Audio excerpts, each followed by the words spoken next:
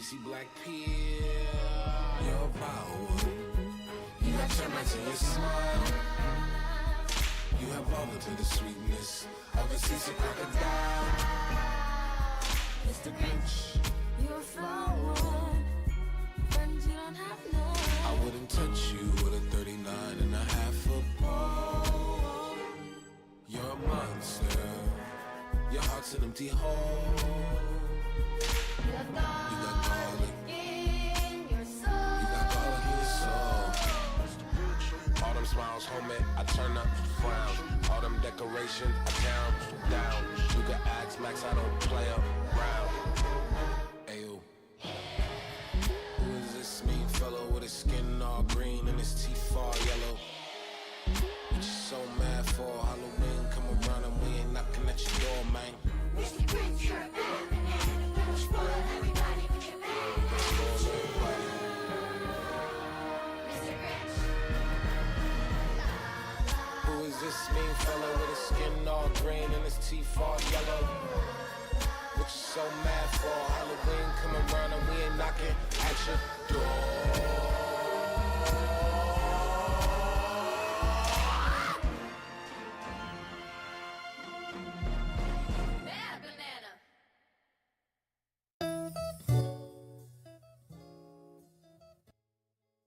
All right, good evening. Welcome for the final time this year to a little rundown of the market.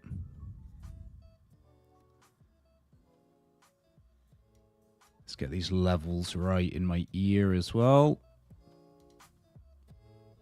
Good evening, good evening, good evening. Welcome aboard. Let's pop some Zin and begin. No Twitch. Now we're going to start switching over to YouTube. It kind of makes more sense to do it on YouTube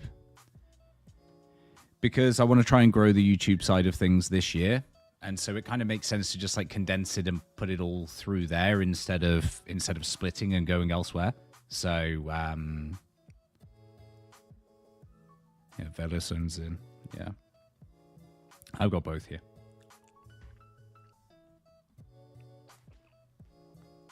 Yeah, as I said, it just makes sense just to condense everything down. So, okay, we'll catch up. I'm sure that everybody, of course, has watched the latest YouTube video, so you're well aware of my market thoughts already. So, I'm a little bit relieved. I think not relieved. I don't know. Maybe relief. Maybe that's the best way of phrasing it. I'm a little bit relieved in terms of seeing the market selling off today. Obviously, I kind of set out a more bearish tone and a more bearish thought process through this area.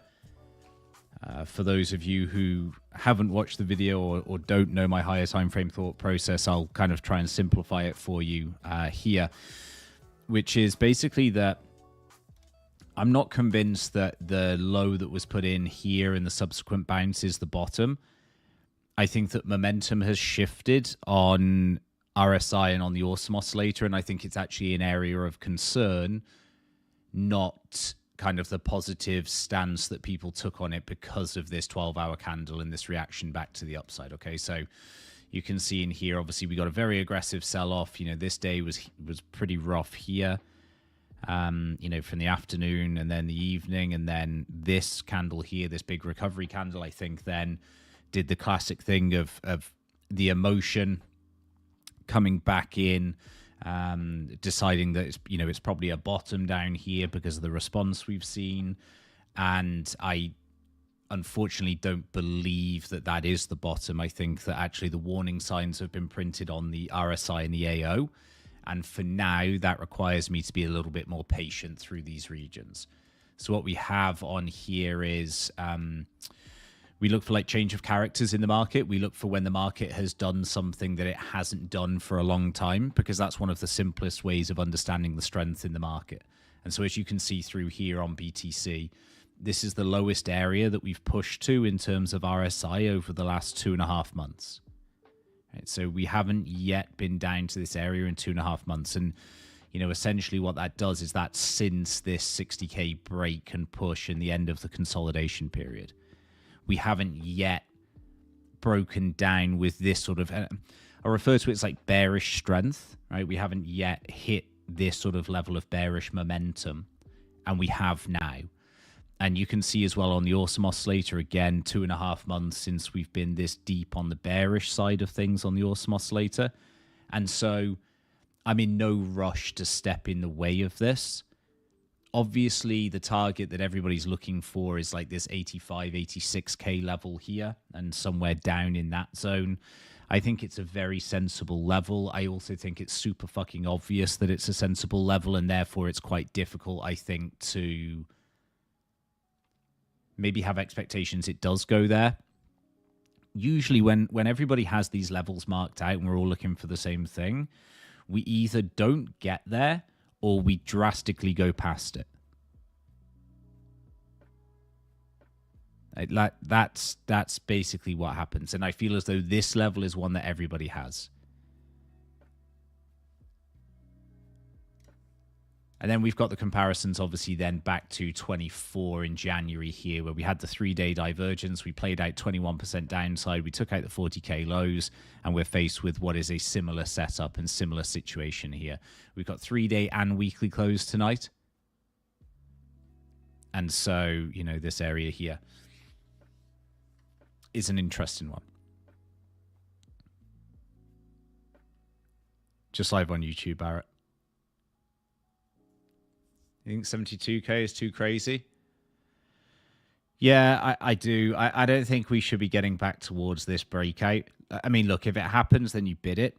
But I don't think we should be heading down here. I don't think that we should be moving towards these lows.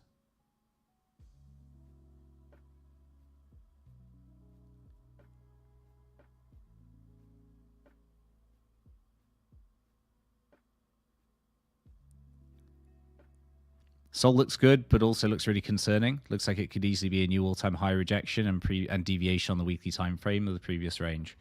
Yeah, like Sol, I think Sol is a concern based on the price action, plus obviously the narrative into the start of the new year.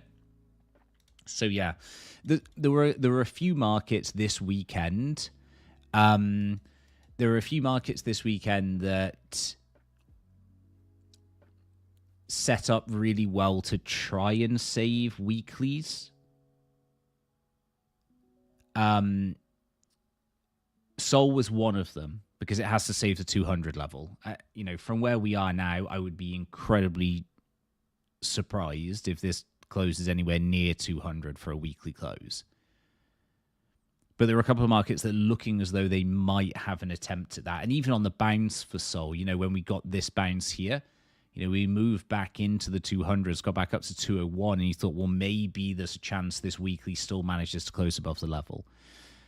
It hasn't, and it doesn't look great from a TA perspective here, closing back below here. I think the time to bid Sol will come in terms of like more aggressively. I don't think it's here. I think you're safer waiting back for reclaims of 200 plus. And obviously, there's going to be a narrative going into January as well, which is going to negatively impact Sol. Probably the kind of like the best area to be buying is once that is fully kind of digested by the participants. So basically by Twitter, once that news is like everybody started tweeting to say, yeah, fuck Sol, I'm not buying Sol in these unlocks. I'm not doing anything while this supply is overhanging. That's probably the time to start buying.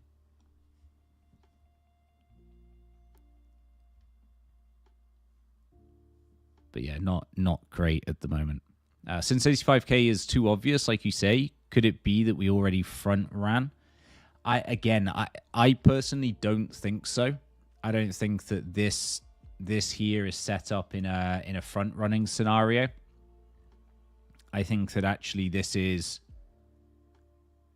continuation lower. I just think that volatility will slow down now in around obviously the holiday period. I think that volatility will slow down and we'll see a reduction in actual movement of the market. But from my perspective, this still feels like Yeah, I mean, again, the most sensible level is down here at 85. To me, that's still the most sensible kind of spot here. 12-hour is a concern. The daily is a concern. The daily AO hasn't yet crossed over either. And typically that always comes with kind of like force. You've basically just got a number of confluent factors that all blend together to give you downside on BTC. And again, I'm a risk. Well, I am just going to repeat the video, but you know, in terms of the confluent factors for downside, you know, you've got meme line broken, and the meme line's been holding us since November. So you've got this month-long meme line that's now finally broken. You've got RSI trading at levels that it hasn't traded at for the last 2.5 months, showing the presence of bearish momentum. You've got lows which are breaking. You've got retests, bearish retests back into 98, 99,000, which was a key resistance point for us sub 100K. You've got a 3-day bearish divergence. You've got the awesome oscillator yet to cross over on BTC to the bearish side, and especially with this last failed high here. Like there's a ton of reasons why I believe BTC continues lower. I think the TA supports that thought process. I don't think it's all just kind of, you know, bullshit narrative. I think that the TA is really good for it. The one kind of bullshit narrative that I had was I said that it wouldn't surprise me if BTC and crypto sold off while the stock market was closed and then recovered. And the reason that I say that is because of the MSTR chart. And so MSTR has exactly the same setup as BTC through here. Okay, these are all of your lows. This is all of the grind up through here. This is the equivalent of 85K. We run down here. We take the low, which is, again, down here. And then we have a really strong reaction candle. MSTR moves first. So MSTR has moved first throughout this cycle so far. And this dates back 12 months ago, not just recently, but most recently, obviously, was a big one for us. Okay, so the breakout on MSTR actually happens. We can delete all this for now, and we can just put this in. Okay. The breakout for MSTR happens here on the 7th of October. BTC 7th of October is a nothing candle. BTC doesn't break out until a week later. Right? MSTR is already broken clear by that point and retesting. So again, it wouldn't surprise me to see BTC try and pull this low run down here when this is closed. This has already done the move, technically. You know, from my perspective, this has already done the move. And then you look at charts like Coinbase as well. Like Coinbase in here is a really good level on the 3-day. It's at a really good level through here. Former resistance zone all the way from 21 into 24. Clean breakthrough, retest here. RSI pulled back down towards the 50 level. Again, like great looking higher time frame retest. And again, very similarly to BTC, you can see the buildup of all of the lows that you get underneath here. Right, all of the lows. And then it attacks the lows back into this higher time frame zone. And hopefully we get a bounce. This market is yet to do it. Now, that's either a sign that this market is very, very strong and we're not going to end up running this, or it's a sign that it's yet to come. And I'm still on the kind of the belief that it's yet to come, not that it won't happen.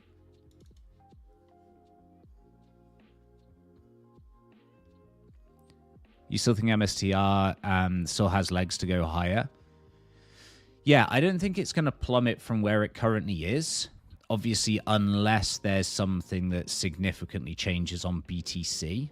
If something significantly alters on BTC, then yeah, sure. Right, MSTR is cooked for now. But unless that happens, I think MSTR is still fine.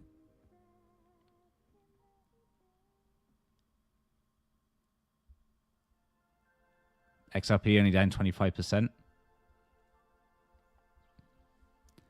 Yeah, XRP has been wildly strong. Thoughts on boomer indexes?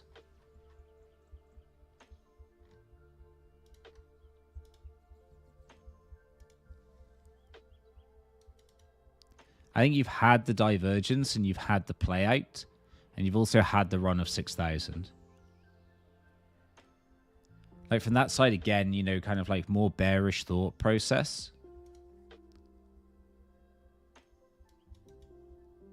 I think you'd be like lower time frame. It seems like a really sensible kind of, you know, stop run area. Everybody thinks it's cooked. You get the divergence. You rally the upside. You ping the 6,000 zone again. You reject off that. You take out all of this as well from late short perspective. You take out the round number shorts. But looks like this still on the higher time frame. And dips just get bought up every time. And I think a lot of stocks now look in a really good position as well. I think a lot of markets in here have had really nice cool-offs and really solid corrections. Right? And, you know, now look set for higher. Not eye on Q. That's already a big pumper.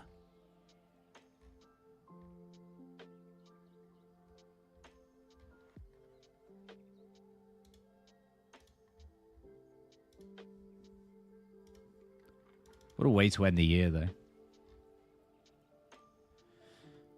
Fartcoin is where Doge was in December 2020. Yeah, I mean, like I would love for that to be the case. Downside of that is that everybody is telling me that Fartcoin is the new Dogecoin. So I'm surprised so many hundreds of people have come to the same conclusion, and now we're all of the belief that Fartcoin is the new Doge.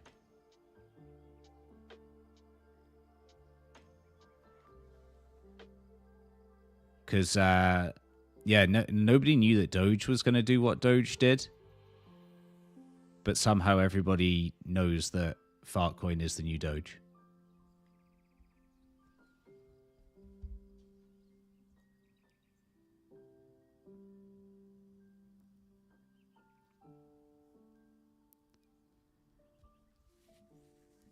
The monthly candle on BTC, I don't think it's too much to stress about. Like it's just a monthly, you know, it's just a monthly. I think it still looks fine up here.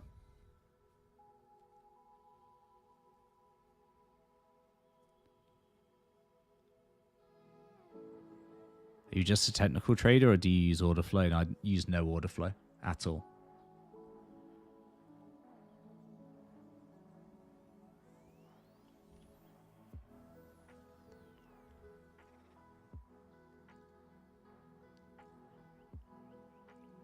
What's your take on hype? My timeline is getting very annoying. Asking as a sideliner, do you think it gets the last cycle sold kind of valuation? I think hype will perform very well.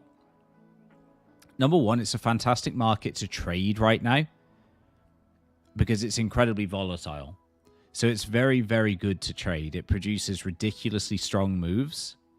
And so I think that it's a really, really good market to be actively trading. You know, if you're interested in trading over this holiday period, then I would highly recommend trading hype because, yeah, it's just set up so well from a volatility perspective that I think you're just guaranteed a ton of value on the scalp side of things. What does it do in terms of valuation? I have no idea. Would I like to buy a dip? Yes, I would. And I think it occupies a huge amount of mind share, which is very, very important from a crypto perspective. Based on everything that, you know, that I've seen about it, it looks good for higher. But is that just the mind share thing? Is that just the, you know, the constant ramming down our throats of how incredible hype is? And, you know, one of the things that I've always questioned, again, if I just take kind of a 20 IQ thought about this and don't really, you know, dive into too much on a deep technical level for it, or, you know, kind of like a fundamental side. Like, how many times have we heard about the new latest and greatest thing? And how many of them are still great? Like, that's my only concern, is like, I've seen this story so many times, and I would much rather see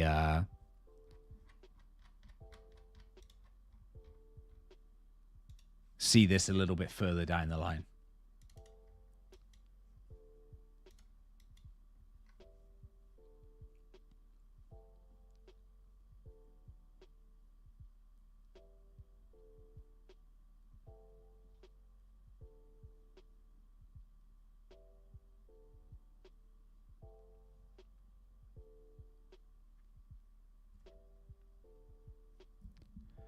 What's your best stock play for the next 6 months? Man, what a question.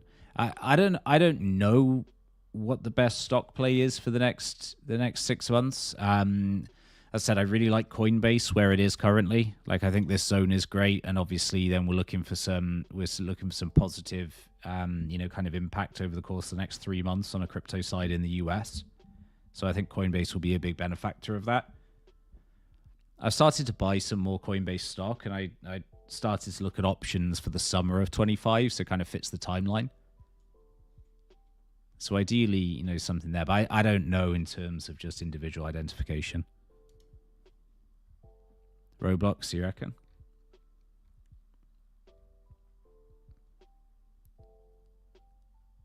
Have you seen a chart like Hypes recently? No, nothing of like this demand and this movement. Because obviously it starts off all the way back here as well. It's significantly lower.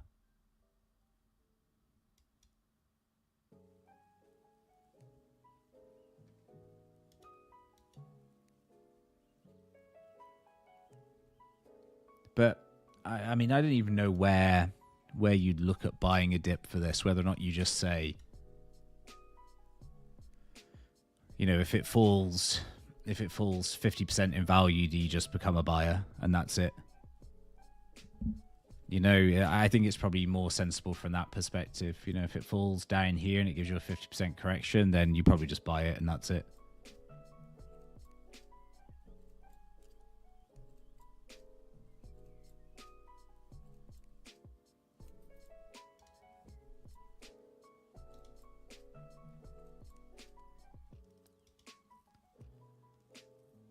I would like to think that we get like one patch of FUD.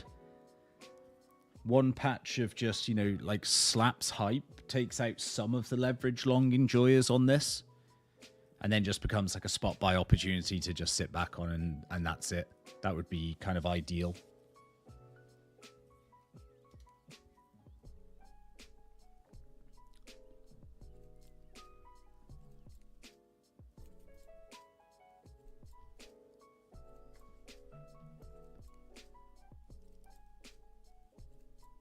Yeah, Binance perp listing of hype gives you the dip to buy.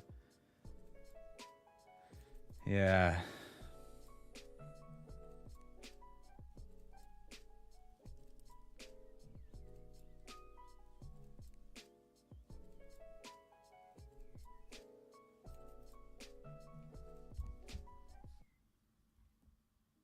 Yeah, it does. Yeah, BTC does look similar to 23. Yeah, been kind of referencing the January 24 kind of like period of price action because it's obviously what follows on. But yeah, absolutely agreed.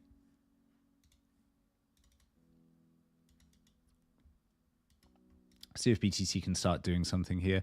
A couple of other charts as well that kind of I spoke about in terms of looking like they're trying to save weekly setups. One of them is Bonk. Like Bonk wants to close back above here ideally because it's just the weekly high zone. Again, it's making a relatively decent time of trying to do that, it looks like. And then the other one of those is LTC. I think that LTC is trying to hold on to this 100 region, which again is weekly breakout territory. So it wants to kind of stick above here. So I think that looks pretty decent as well. And then the other one is LDO.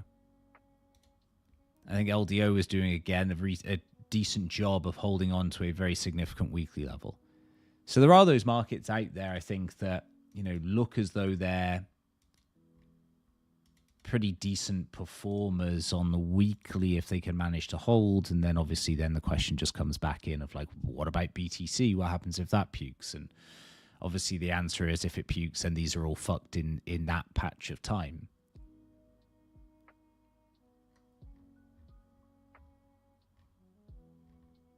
I keep on thinking about the narratives into 2025 as well.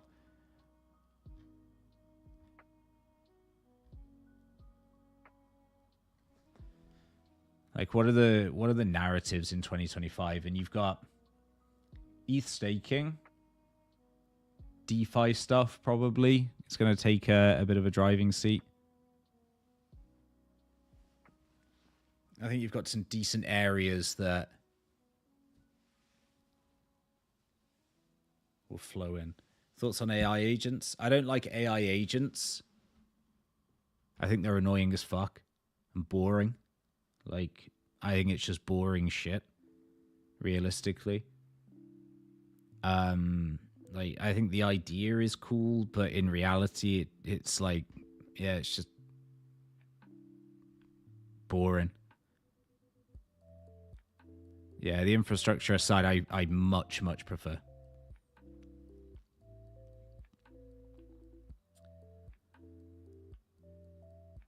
Yeah, 16. Yeah, decent.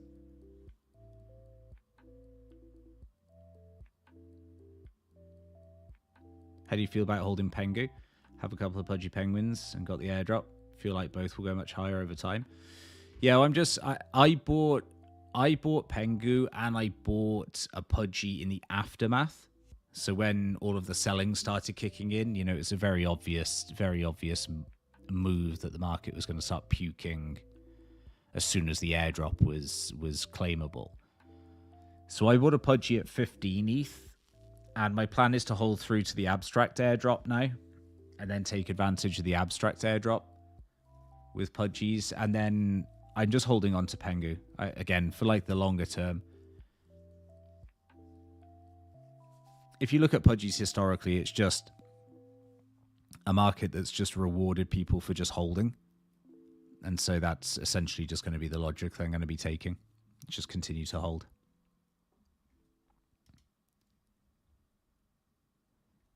Is RWA salvageable? Ondo's one of the best looking charts in the market, I think.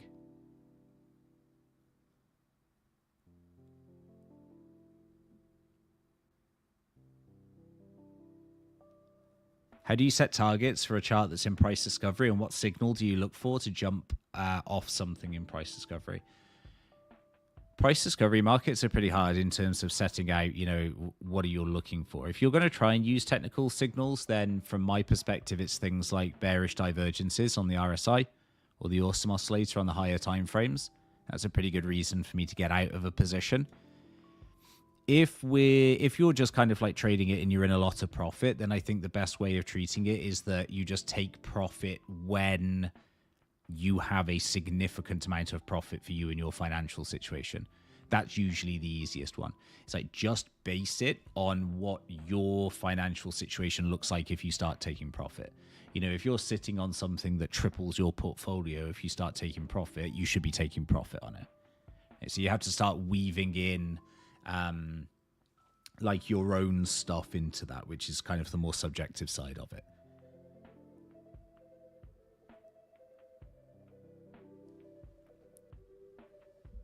I don't think you have a problem either way. I think like it's better to have a plan. So it's better to say, well, I'm going to take profit as price rises higher in price discovery, or you set a plan to say, I'm going to take profit if the market sells off in price discovery. You know, for example, the market's in price discovery. I'm going to sell if we start breaking one of my trend lines, if we start losing a former support zone, if we start falling through a moving average, whatever it might be. But unless you set that out in advance, you'll tend to be a lot more impulsive in terms of the decision making. Taking profit in price discovery as price goes higher is usually better. And remember, you know, sometimes it's going to feel shitty to take profit because the price is going to continue higher and you're going to try and beat yourself up about, you know, taking profit too soon. But all that matters is when you look back at that market in, you know, 6 months' time, 3 months' time, if then your take profits look good. Doesn't really matter about the next 24 hours or so. What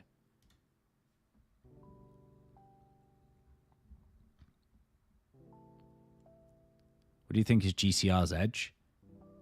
Well, he's like Illuminati, right? So the fact that his predictions are so strong, but I have no idea why. Just maybe an incredible market awareness. Maybe insider information. But yeah, it's been pretty much spot on.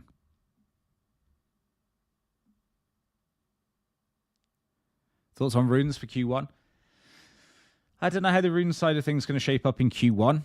Obviously, you know, we're still kind of just like plodding along on the rune side of things. And until there's kind of a wider scale look at runes, then that situation will just you know, continue, I think. Any thoughts on ETH?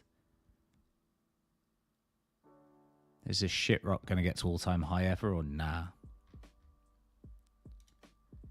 Okay, so we can take like the BTC logic on this, I think, through here. And basically, like, these are my two areas. I think this area here is a concern on ETH. Because the one thing that we didn't do through this zone is we didn't sweep the lows. Now, sure, you might think like, oh, yeah, but, you know, that's fine. You know, we didn't need to do that. And actually, that was the more punishing thing because of the way this took off and rallied through here.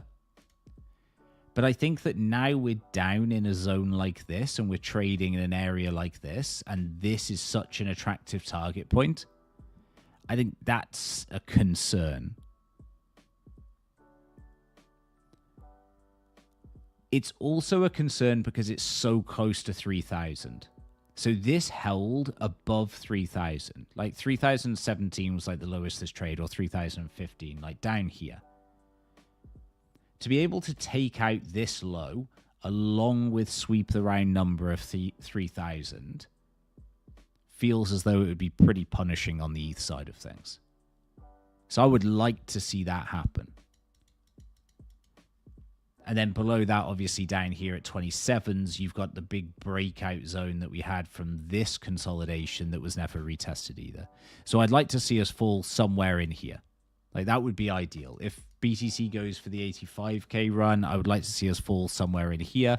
And yeah, I'd be happy to buy ETH at somewhere in this. I actually think that ETH probably has a decent 2025, honestly.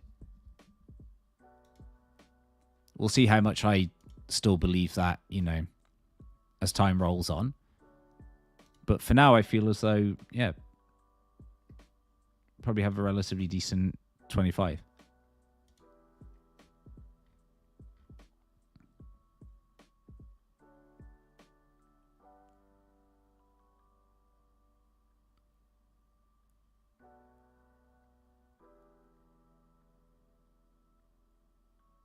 How do you prepare yourself for selling after 2 years of buying and holding spot? Well, like, again, you want to be able to cash out, right? You want to be able to take your profit. You want to be able to rotate money. You want to be able to utilize money for other things. So really, I just think about it from like that perspective. You know, want to be able to cash out in order to better utilize the funds.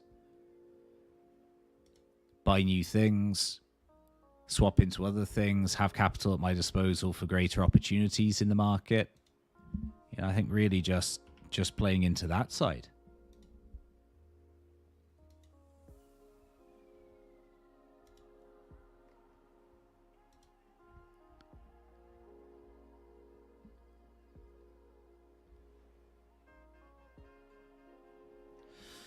Trump is buying ETH and DeFi coins. How do you fade that in 2025? Yeah, again, I said before, I think that's where a lot of the narrative comes from for 2025 for ETH. I think that the DeFi side of things will pick up considerably.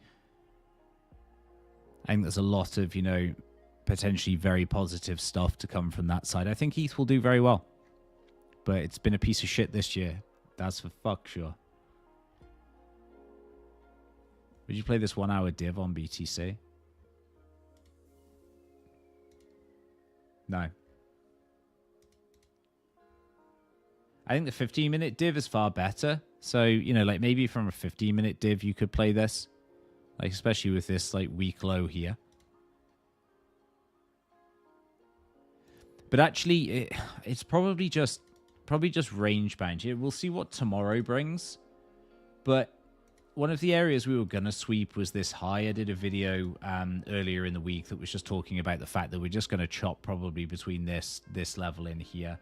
And then we've got like decent interaction through here. You know, decent buy up here, here, here. So resistance here, support. You know, again, sell off from here. So we're probably just going to be locked in like lower time frame range, and you know this will probably end up recovering back through here. It will sweep this, we'll move back lower, and we'll probably just do this over the Christmas period. And then when the markets come back online again with full volume, we'll probably end up doing this, right, to sweep both sides of this, and then we'll start to get better directional sense. So if you're actively trading, yeah, sure, I would just play this as like lower time frame range stuff for now.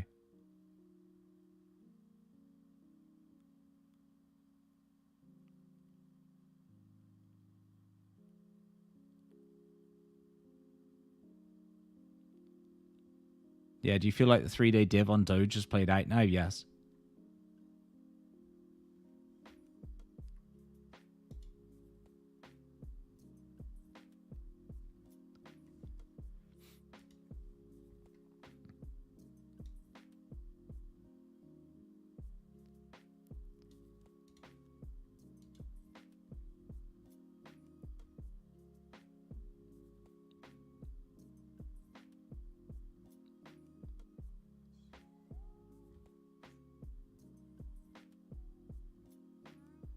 No worries, Max. Appreciated. Thank you very much. Very kind of you. Can you share your thoughts on Ronaldo coin? Yeah, sure. We also know that historically Mondays have been fucking awful for us. They've been dreadful, right?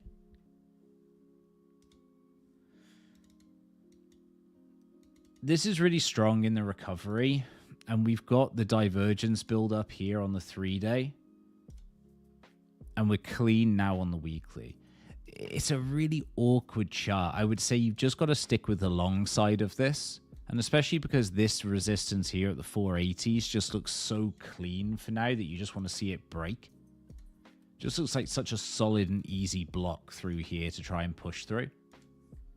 So I think you're probably still just pushing the green button on this. And again, given the response that it had from the sell-off, I think it's just like green button mashing zone and that's it.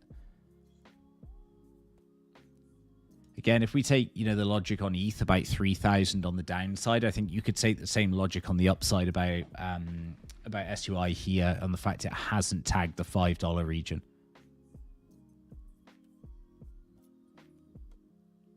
I think, you know, it would make a lot of sense to at least run $5 because this whole area here,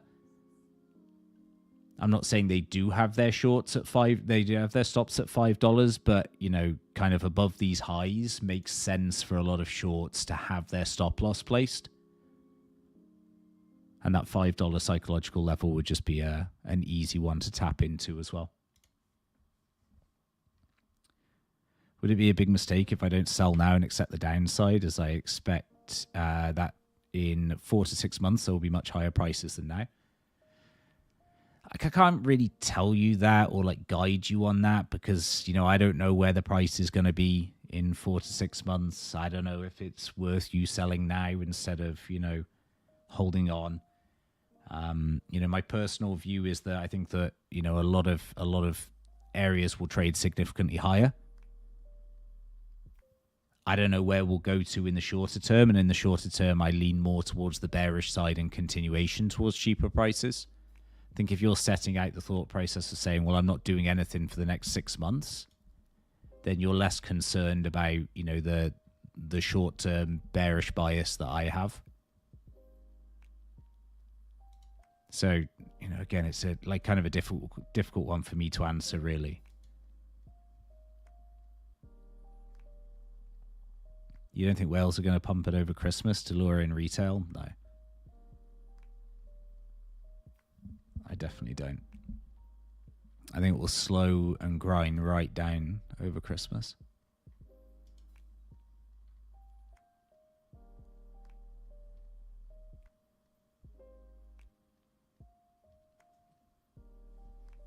Any thoughts on Athena? Yeah.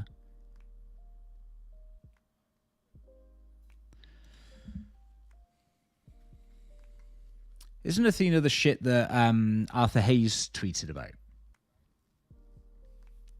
Tweeted about Athena being good and then at the same time was sending his stack to Binance to start selling.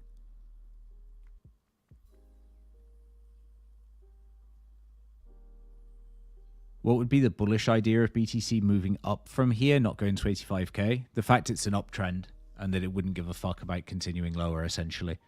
Too much demand here. Would instead make a move to the upside and wouldn't care about trying to tag everything down here. Maybe you could take some strength from like crypto stocks like MSTR and Coinbase as well, that they've already done their kind of, retest sweeps. So maybe BTC just has more demand. Maybe it's just a naturally stronger market and therefore it will hold up instead of going to those low levels.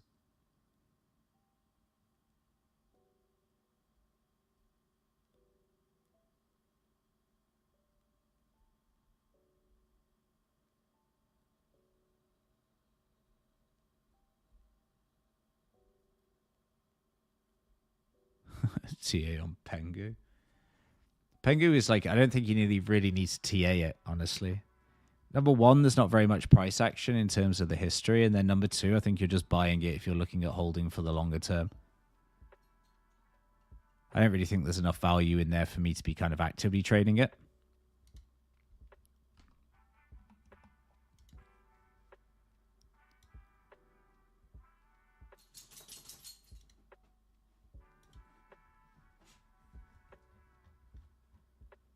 CRV.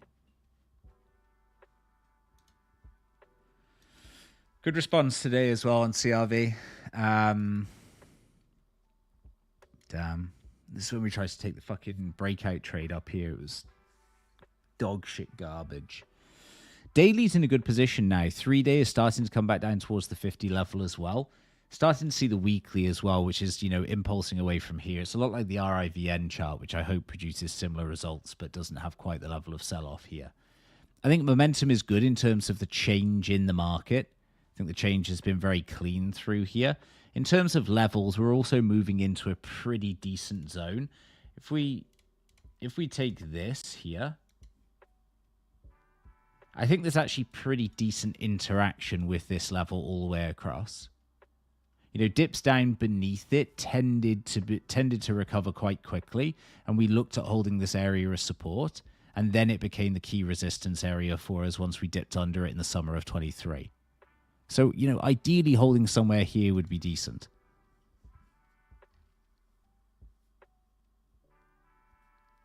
Looking for an XRP entry under 1.5. What do you think? So some guys in the barbers were talking about it last week, and they said, or this week, and they said that 180 was where they wanted to buy. I thought it was a pretty decent shout.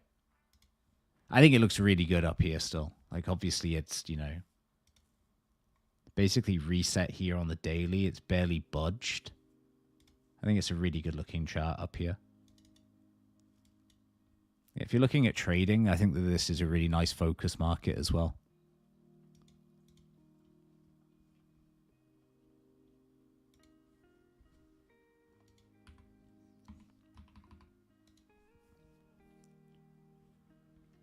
SUI and XRP, I think, are really nice focus markets for like easy upside. Soleth monthly looks like the swing top is in. Yeah, Soleth doesn't look pretty. Didn't manage to hold any divergences either, which is never usually a good sign. Doesn't XRP look like Doge before Doge shit the bed? No. Doge was diverging, XRP isn't.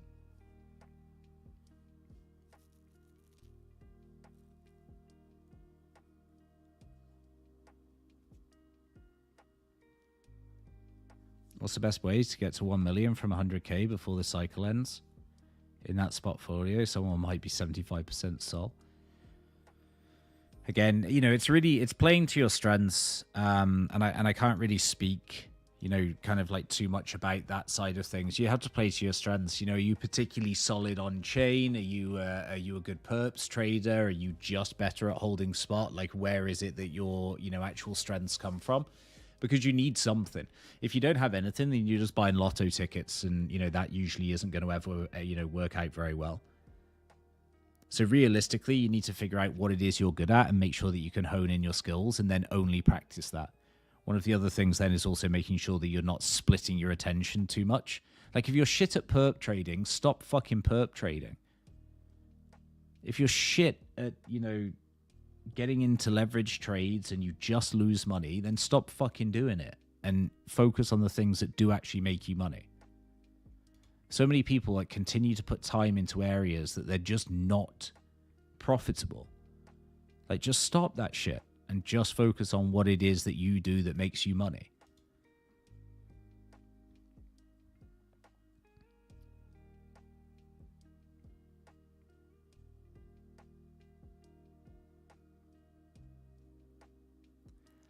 Now, I think the Sol Monthly is still fine.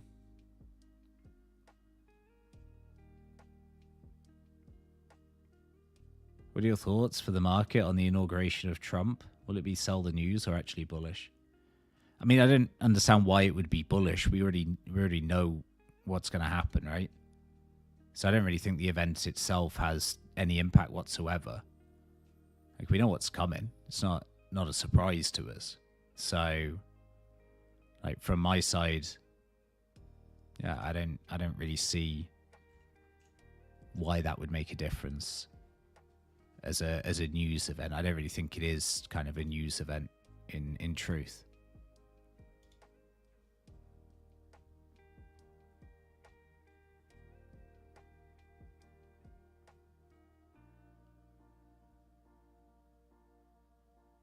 I have 500k. What's the best way to get a 2x before the cycle ends? All on red. That's an easy one.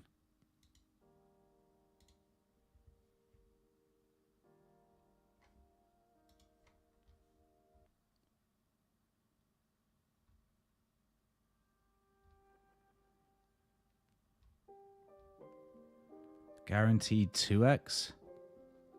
Damn. Aptos has received FUD for the ex-CEO stepping off. Do you think there's any value off the chart right now? Thanks for that dip. No. Where do you see ETH final top? 7 or 8k? I would like to see ETH be a fucking hated rally and just go to 10k plus.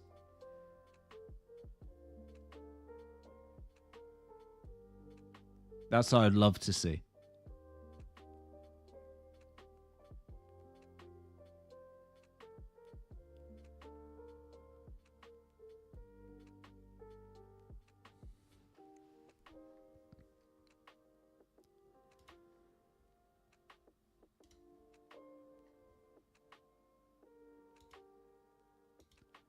Also, we chatted a little bit about like Fartcoin earlier. I would love to buy some more. I want to buy ETH calls. 4,800 for March. Yeah, I'm in BTC Puts at the moment. 90k January 10th, 90k January 31st. And yes, I would ideally, okay, let's go like dream scenario. BTC sells off this week. It just pukes again. Let's say tomorrow. Let's just if we're going to live the dream, let's just set out the dream. BTC fucking pukes horrendously tomorrow. Everybody's done. ETH pukes under 3k. I buy ETH calls scattered throughout 2025. I do nothing. That's it. We've done it. We've done the 2025 trading in 2024, and that's it. Just chill out.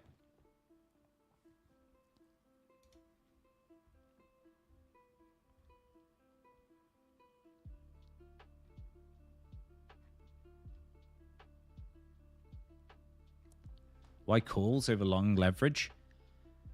Not going to get chopped up by the market. Risk is defined up front. Nice and easy. It's like a sports bet. Put my money in. Done.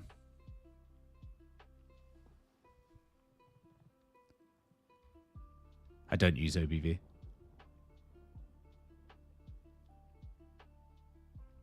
you have any recommendations for someone like me who is starting out in options trading?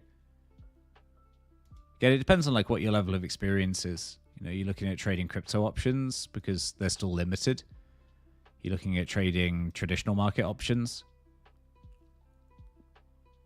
I mean, realistically, the only crypto options you're getting are ETH and BTC. You're not getting a huge amount more in terms of, you know, availability than that. Certainly not at kind of like higher tier places.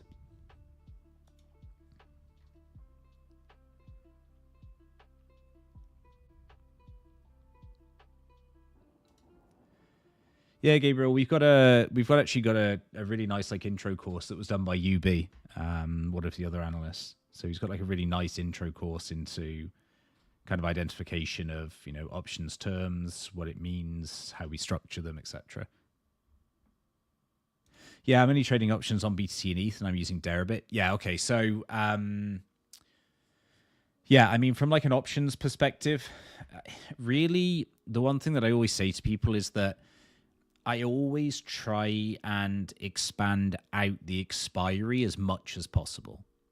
I think sometimes people get too aggressive with their expiry, and that's what tends to fuck them over. People usually have the right idea when it comes to trading or direction that they're trying to get into for positioning, but they're usually too aggressive for when they think that's going to happen. So whatever you're thinking about, if you're like, I think ETH is going to be at 4,800 by the end of March, you're probably safer buying 4,800 end of June than you are buying March. Like typically that's like, always give yourself a buffer from what you think, give yourself extra time. It's like the best recommendation that I can kind of like, or the best piece of advice that I can give when it comes to like recommendation from any educational places. Very little exists when it comes to a crypto options side. I'm still absolutely 100% on the wagon of wanting to create my own options service for crypto. I was talking about this last week on stream.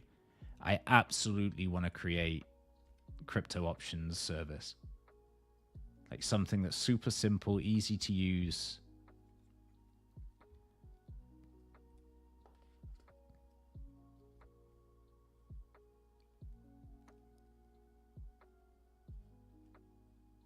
Yeah, foundation stream.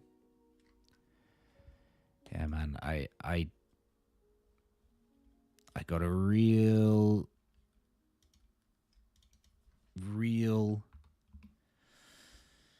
big want to do that. Yeah, where would the lick for the options come from? Yeah, I mean, look, there's a lot of questions. I can't just go in there and say, hey, I've created an options exchange here. Right, but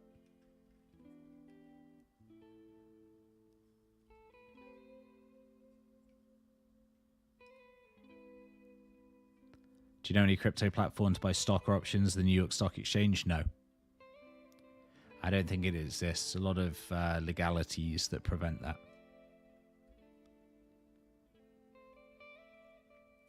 Already done Sol, dude.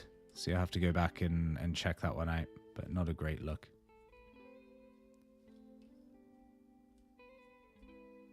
If he sells off to 2,800, which call options would you buy? I would probably take...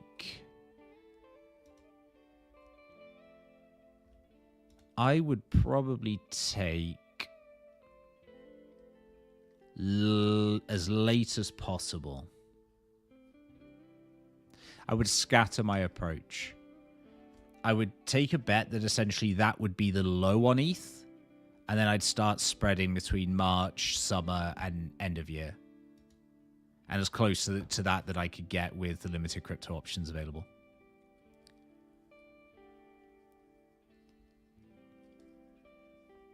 Reflections on 2024, probably a good place to finish off and discuss anyway, and kind of like think about, and especially as we're on the options thought process. So I've just done 2 videos actually, one in the Haven, one in the Foundation, about kind of my 2024, and I can go into the trading thought process and the personal process in terms of productivity and efficiency. So firstly, the trading perspective. I had a very good January, March. I had a very poor summer. I had a very good November onwards. The summer was particularly frustrating because I should have identified the fact that we were range bound a lot sooner, and I got caught out at the top on a couple of occasions. because I've always been anticipating the momentum of a breakout. So I've always been waiting for that moment for BTC to break that consolidation and continue trading to the upside. I didn't have as much confluence as I should have had when making those decisions. And also all of the positions that I was entering were swing trades. So they inevitably started off very well, but then always round tripped. I always round tripped and headed back, either stop me out or, you know, whether that's a loss or break even, whatever it might be. And so the actual trading over those summer months was piss from my side. I should have identified the ranges sooner. I should have waited for more confluence before feeling so confident about a breakout. And then when the breakout finally came at 60K, I obviously caught it from that 60K level all the way up. So I did get there with it. But the confluence is also far stronger when we got that as well. So I should have just waited. And again, that's a personal performance thing. I think there were several things that kind of I let slip during that patch of time that I should have been far better at. Performance on stocks has actually probably been stronger than crypto, because I nailed some significant stock moves like RKLB, Lemonade, IonQ. I had stuff that was like 400% up, like monster moves in those markets. So did incredibly well on that side.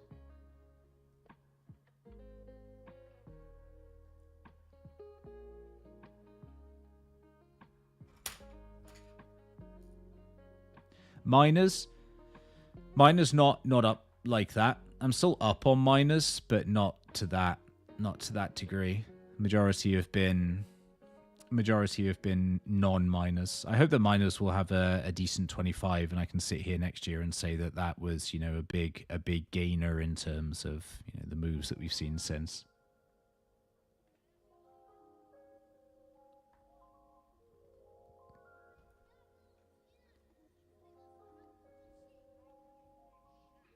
What about the ETH call spread, 55, 8,000 for June 25th? Sell the 8K strike and long the 5.5. I don't think you need to. I don't think you need to make it that, you know, that situation. I would just spread calls. Like, honestly. So yeah, so trading performance piss in the middle of the year. Made up for it with the momentum that came through in November and being very early on that wagon and pushing it very hard and taking strong positions in the market during that patch of time. So that was all great. This year, my primary focus is going to be to focus a lot more on options. Options on the crypto side and options on the stock side. Less on the leverage trade side. Far more on the spot allocation, because that was my best performer by a significant margin over the course of the last 12 months. My spot selections were actually pretty good. My picks were good. My holds were good. My tolerance was very good. And then on like personal levels that I want to try and perform better at next year is going to be better identification of narrative and stronger positioning when I believe a narrative to be taking place. So I really want to be far more comfortable in terms of pushing capital at lower prices versus my classic approach of waiting until we see strength. I shoved really well this year.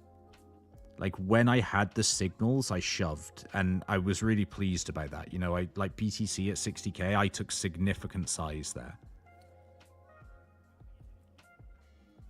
I also closed up my MSTR options this year, which were ridiculous returns. So I had a huge success there as well. And on the personal side of things, reflection is gotta lose the shitty sleeping habits. Gotta get back into a proper routine of sleep. Gotta stop going to bed so ridiculously late at night. And get back into productivity when at a computer. For the last month and a half, I've just been sitting here like a fucking zombie whenever I'm looking at charts and not doing anything. Just like staring into the abyss and looking at the markets. You know, and I want to be far more productive from a Haven perspective as well. I want to be able to contribute to the chat, produce more content, I want to do more in like the public YouTube space in terms of getting streams back active, getting content out, producing things. So I want to be a better content creator this year. And in order to do that, I need to be able to adjust my personal fucking habits to not be a degenerate shitbag that stays up all night staring at charts. So like actually getting proper sleep, getting up, being productive, and making good use of my time instead of fucking about, which is what I've done for the last month and a half, basically.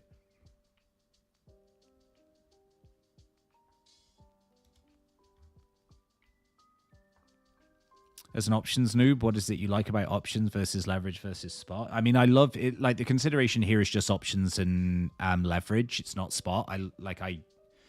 My allocation style and approach is too strong in spot to stop anything there. The reason I like options so much is that options provides you safety from the volatility. In regards to one problem that people have when they leverage trade is by taking either multiple positions or the same position multiple times. And so they become a victim to the volatility, but nothing changes their original trade idea. So they'll just like close their position, reopen their position, close their position, reopen the position. Whether or not that's because they're impulsive or the price action changes or they get scared by a 5-minute candle or a tweet they read. And basically options provide you a safety net from that by just saying up front, here's the amount of money I'm prepared to lose by taking this play. And that's it. You just walk away. It's like a sports bet. You put your money down, you say, here are the conditions for my bet, and then you walk away. And that's it.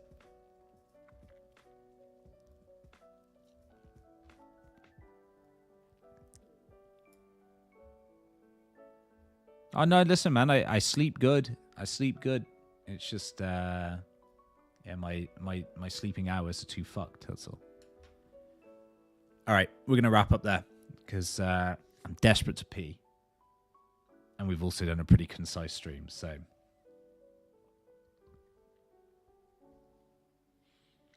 From my perspective, as I said, short-term, bearish, would like to see lower prices on BTC, would happily buy the next dip.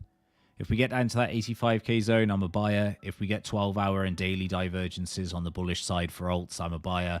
If we get the 3k sweep on ETH, I'm a buyer. Like, I just want to be a buyer down here, but I still think that there's, you know, some value to the downside plays here. Just remember, over the Christmas patch, we're going to have reduced volatility, I would imagine. We're only going to have, what, a day and a half of trading at the start of the week. And then Friday. So markets are probably going to be a bit quieter. Going to be less volatility in effect. So make sure you don't kind of like overtrade these regions. I know that obviously some of you either not celebrating Christmas or will just be, you know, on the charts anyway. Like, try not to get too kind of like charged up on the leverage side of things during these patches, because the volatility tends to slow down, and then when the market reopens in full and all that volume comes back, we tend to just rip both sides of lower time frame ranges anyway.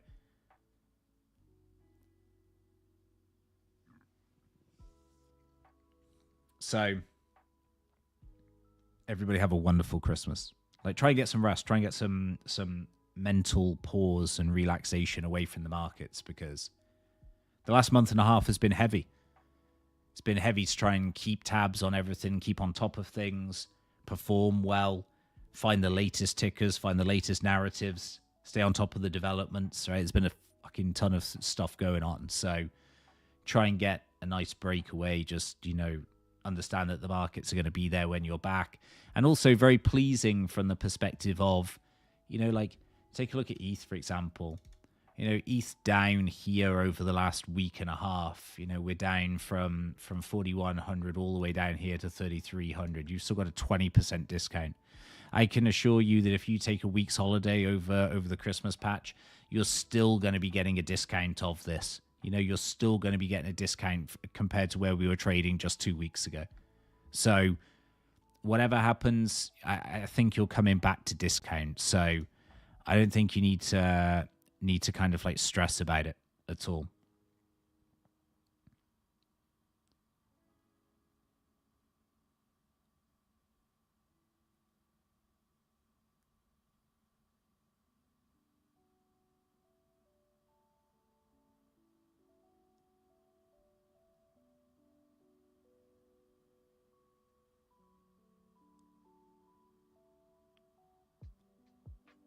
Yeah, and everybody have a wonderful, wonderful Christmas. Thank you for all of the support as well this year. Truly, truly appreciated. I thank every one of you for coming here week in, week out. And obviously over the last month and a half where I've been doing very few streams, be back in 2025 to kind of a full schedule with a lot more content coming out, both for Haven members as well, and then also on the YouTube. So you guys will get a lot more of me in the coming weeks and months. But I'm going to go have a chill, relax, enjoy some time away, and come back refreshed, recharged, ready to go in 2025 and hopefully into some positive market conditions again. So once again, Merry Christmas. Thank you so much for being here. Have a wonderful time with your friends and families, and I will see you